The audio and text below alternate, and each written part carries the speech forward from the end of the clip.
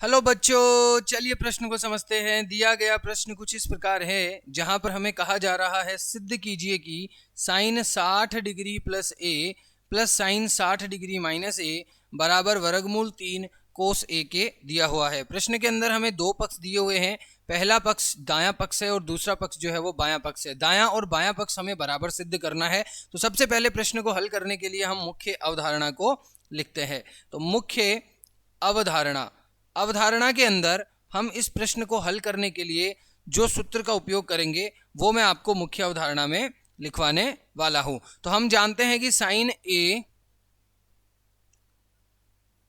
Plus minus B का जो सूत्र है वो क्या होता है। तो sine A plus minus B का जो सूत्र होता है वो होता है sine A cos B plus minus cos A sine B. इस सूत्र का हम उपयोग करेंगे और इस प्रश्न को हल करेंगे। तो सबसे पहले जो बायां पक्ष हमें दिया हुआ है प्रश्न के अंदर, जिसको हम एल एच एस कहते हैं, जो कि हमें दिया हुआ है साइन 60 डिग्री प्लस ए प्लस साइन 60 डिग्री माइनस ए। ठीक है, यहां पर हम साइन ए प्लस बी का उपयोग करेंगे, यहां पर हम साइन ए माइनस बी का उपयोग करेंगे। तो चलिए हल करते हैं प्रश्न को। जैसे ही हमने फॉर्मूले यानी सूत्र का उपयोग किया तो हमने प्राप्त किया साइन 60 डिग्री गुणा कोस ए प्लस कोस 60 डिग्री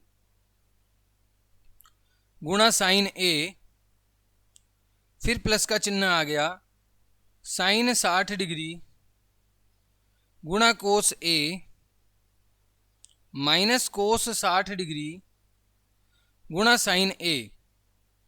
ठीक है, ये हमने यहां पर प्राप्त कर लिया है। अब जब हमने इसको आगे हल किया तो हमने पाया कि साइन 60 कोस ए प्लस कोस 60 साइन ए, साइन 60 कोस ए माइनस कोस 60 साइन ए हमें दिया हुआ है। तो हमने देखा कि साइन 60 डिग्री गुणा कोस ए प्लस साइन 60 कोस ए, क्योंकि कोस 60 साइन ए और कोस 60 साइन ए जो है वो कट गया। ठीक है, अब हम जानते हैं कि यहां पर साइन 60 का जो मान है, साइन 60 का जो मान होता है वो वर्गमूल 3/2 होता है, गुणा कोस ए ऐसा कैसा रहेगा। ठीक है, फिर प्लस का चिन्ह आएगा, साइन 60 का अर्थ होता है वर्गमूल 3/2 गुणा कोस ए जो है वो आपका ऐसा कैसा आ जाएगा। हम यहाँ पे देख रहे हैं कि वर्गमूल 3/2 कोस ए, वर्गमूल 3/2 कोस ए क्या हो जाएगा, 2 गुणा वर्गमूल 3/2 कोस ए हो जाएगा, जहां पर 2 से 2 कट जाएगा। तो हमें क्या मिलेगा, हमें मिलेगा वर्गमूल 3 कोस ए। और ये क्या हो गया हमारा आर एच एस, मतलब ये हमारा दायां पक्ष हो गया इति सिद्धम, क्योंकि हमने दायां और बायां पक्ष यहाँ पे बराबर कर लिया है। आशा करते हैं यह प्रश्न आपको समझ में आया है। धन्यवाद।